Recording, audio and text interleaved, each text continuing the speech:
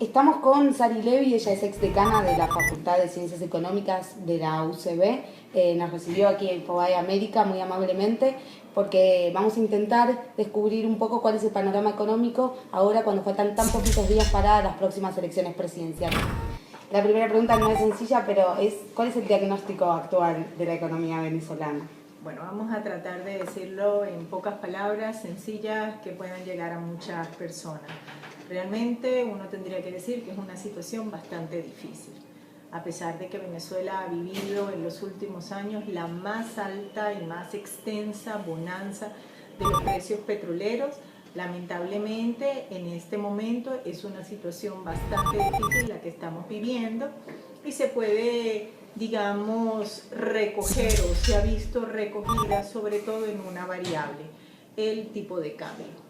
Si ustedes han seguido las noticias, se habrán dado cuenta que en diciembre tuvimos una devaluación fuerte del 46%, pero inclusive si nosotros agarramos los últimos 14 años en los cuales fue presidente el presidente Chávez, nosotros hemos tenido una devaluación en ese periodo del 1005%.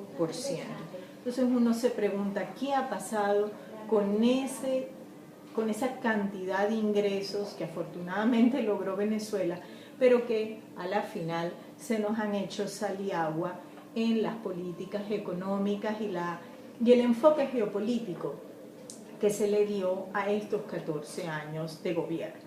Entonces, bueno, hemos hablado un momento y para tocar algunas variables económicas que son obligatorias, he mencionado el tipo de cambio, podríamos mencionar también la deuda externa, que ha crecido de forma importante desde el punto de vista del sector público centralizado, sigue siendo alrededor de ha pasado de unos 30.000 millones de dólares a unos 100.000 millones de dólares, pero si uno incorpora todo el sector público, las empresas públicas y demás, pues podemos fácilmente llevar este número al doble. Estamos hablando de 200.000 millones de dólares y dependiendo inclusive de si incorporamos todos los pasivos laborales no pagados, expropiaciones no canceladas, utilidades que tienen que ser canceladas a tipo de cambio que fueron de otros años para que la gente... Bueno, en fin, cuando uno suma y suma y suma, a veces este número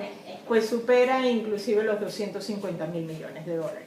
Otra vez la gran pregunta, ¿qué pasó con todo el dinero?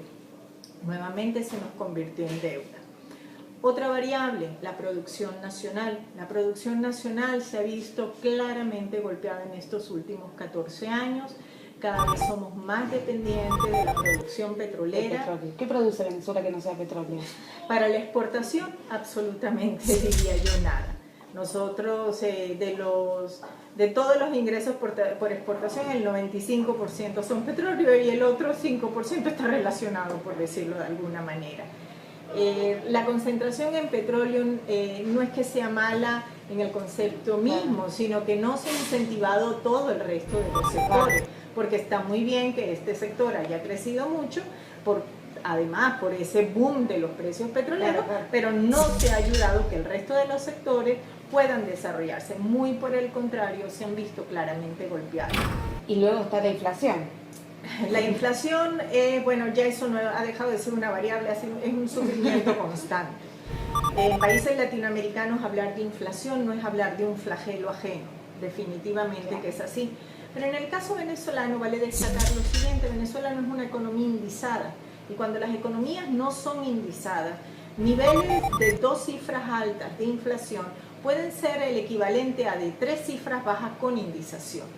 Entonces el impacto que esta inflación está teniendo en el venezolano es mucho más fuerte que el número que aparentemente surge de la evaluación del cambio en el IPC, que es el índice de precios.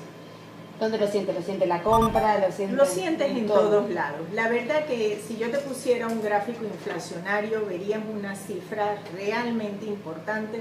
No logramos bajar, inclusive con precios controlados, de un 20, un 30% en todo el promedio de estos últimos años.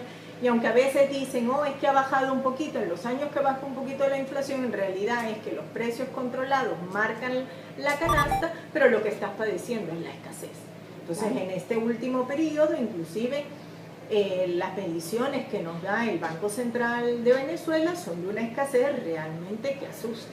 O sea que el control de precios no frena la inflación. El control de precios, miren, yo creo que eso ya es historia antigua. Digo, porque en muchos los países libros de latinoamericanos economía lo están implementando. Lamentablemente, un control de precios no es más que una curita para una hemorragia. Es decir, un problema de precio que de verdad se quiere atacar, pues se hace atacando los factores que incorporan en el precio, es decir, la demanda y la oferta. Claro. Si tú tienes una demanda elevada, pues lo que tienes que hacer es incrementar la oferta, porque si no, con los mismos 4 productos que tienes en el mercado, pues obviamente la presión en los precios se va a consumir esos 4 productos. Los esquemas de controles funcionan temporalmente. Esto es como el dicho, tú puedes aplicar una medida por poco tiempo en cierto rango, pero no lo puedes aplicar eternamente porque no va a funcionar. Los agentes económicos de una u otra manera se las arreglan para sortear las barreras y lamentablemente el único que termina padeciendo es el ciudadano de a pie, como le decimos, el ciudadano común, ese ciudadano que recibe un sueldo y que una vez al año se lo incrementan y como siempre digo yo, el incremento de los sueldos llega tarde, sube por las escaleras y el precio sube por el ascensor. De hecho, hoy el gobierno de Maduro anunció que iban a incrementar el salario mínimo. Sí, así es. Y realmente yo no es que me voy a poner a discutir que si ese salario mínimo es suficiente o insuficiente. Es obviamente insuficiente, porque no cubre ni siquiera la cesta alimentaria, ni siquiera la canasta básica. Estamos hablando de $470 de aquí a noviembre recién, ¿no es cierto? Bueno, sí, eso si mantenemos el tipo de cambio estable a una contabilidad de 6.30, porque recordemos que recién el salario mínimo cayó a 325, si estamos agarrando el que tenemos en este momento. Entonces, a la hora de la verdad, no sé si estoy midiendo el salario o estoy midiendo el tipo de cambio, porque es lo que me está manipulando todo este valor. Entonces, realmente, vuelvo a insistir, la población está muy necesitada de incrementos de ingresos, pero para que esos incrementos de ingresos no se conviertan en incrementos de precio mañana, tú tienes que favorecer la creación de empresas, de puestos de trabajo, de un empleo productivo, de la productividad de los factores. Se nos ha olvidado el juego económico y lo hemos convertido en un juego de decretos. La economía no funciona por decreto, ni la inflación se va a acabar por decreto, ni los sueldos van a ser más eficientes en el mercado por decreto, ni nada por el estilo. Hay que permitir que las dinámicas se den. Eso no significa el retiro del Estado, para que no se me malinterprete. Se refiere a poner reglas adecuadas, reglas que permiten el funcionamiento de las economías y no que la impiden. Se habla mucho en nuestras economías también de lo que es ya no solo la inflación y esto, sino en el caso venezolano de los nuevos sistemas para acceder a las divisas, porque ya no es solamente el valor del tipo de cambio, sino que este tipo de cambio no está disponible para la población. Prácticamente nadie puede acceder a ese tipo de cambio. ¿Quién accede? Los importadores. Los importadores y básicamente lo que llamamos al tipo de cambio oficial, que en este momento está a 6.30, que lo hacen a través de Cadivi, pues son generalmente los grandes importadores y en particular tienen prioridad pues alimentos y elementos que tienen que ver con salud. Paralelamente se ha creado el denominado SICAD, el Sistema de Administración de Divisas, y a través del SICAD es a partir de una subasta. Claro. Pero la pregunta es, el año anterior, nada más que por concepto de SIDME, se transaron casi 9.000 y tantos millones de dólares. Para que el SICAD manejase una cantidad equivalente, ¿cuántas serían en las semanas que quedan el número de subastas y a qué monto? Hemos tenido una única subasta de 200.000 millones de dólares, en las cuales quedaron adjudicadas 383 empresas. Ninguna de ellas podía lograr una adjudicación mayor al 1% de lo que se subastó. ¿Cuáles serían las primeras 3 medidas que tendría que tomar el próximo gobierno para salir de todas esas distorsiones que acaba de enumerar? Creo que va a tener que tomar 3 medidas en cada una de las aristas que se le van a presentar. Van a tener que ser muchas medidas, pero todas tienen que tener cierto norte. Uno, un respeto a la ciudadanía. Cuando hablo de un respeto a la ciudadanía me refiero en el plano político, en el plano cultural y en el plano económico. Porque también es irrespeto cuando una persona ha invertido años de esfuerzo en un trabajo y luego le dicen, bueno, pues muchas gracias o eso ya no es suyo. Claro. Y eso es una parte del respeto económico que merece la ciudadanía. Hay un respeto político que merece la ciudadanía. Y es que las personas no pueden seguir siendo discriminadas por su inclinación política. No importa cualquiera que sea la inclinación política que un ciudadano venezolano o extranjero que vive en nuestro país que manifieste, no puede ser discriminado para participar en sectores públicos o privados en particular. Esto realmente debe volver a acabarse. Y eso pasa lamentablemente, es una situación muy lamentable donde inclusive se etiquetan a las personas. O sea, a mí no me gusta ni repetirlo porque no quiero que se quede marcado, pero son formas despectivas de tratar al otro. Y en términos culturales, pues igualmente.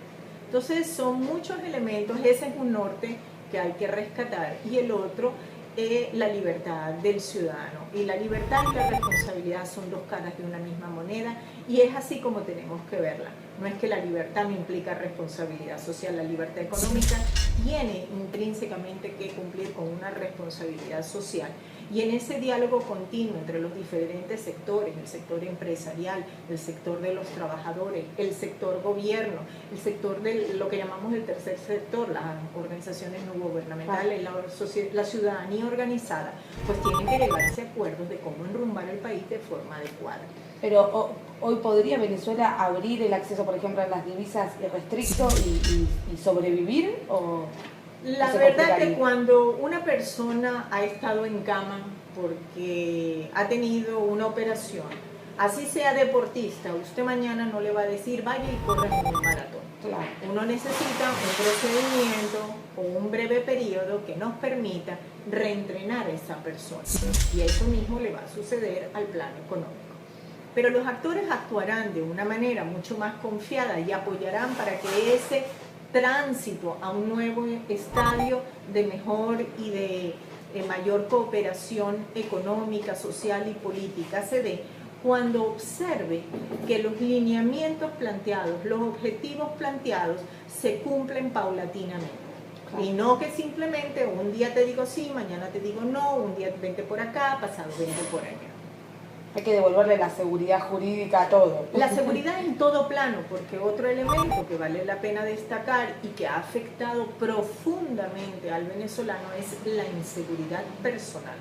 Yo no estoy hablando ya de la seguridad jurídica, ya no hablo de los bienes ni nada por el estilo, estoy hablando de la vida.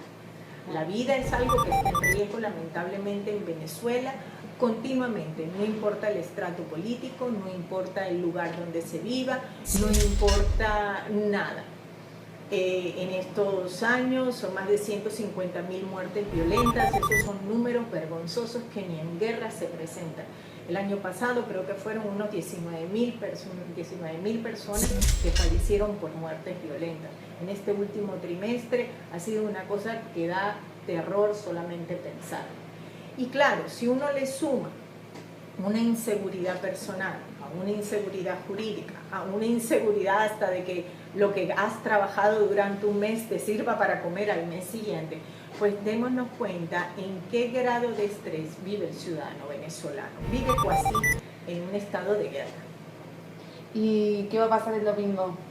Bueno, yo ante todo espero que tengamos una jornada cívica con participación masiva. Ese es el llamado que todos hacemos a la población, que esa participación se haga a lo largo de todo el día, favoreciendo que no haya concentraciones que hagan cola, que hagan que la espera sea muy larga. Por supuesto, mi deseo profundo es que gane la libertad, que gane Venezuela, que gane Enrique Capriles Radonsky, lo digo abiertamente, y que eso nos permita enrumbar a Venezuela en un futuro en armonía con nuestros vecinos latinoamericanos, con nuestros vecinos de todo el planeta, y por supuesto que haga de Venezuela ese lugar que yo recuerdo cuando nací, que era mi sueño y que sigue siendo mi sueño de país. Sari Levy, muchísimas gracias por esta entrevista con InfoBay América. Un placer a ustedes y muchas gracias por su atención a nuestro querido país, Venezuela.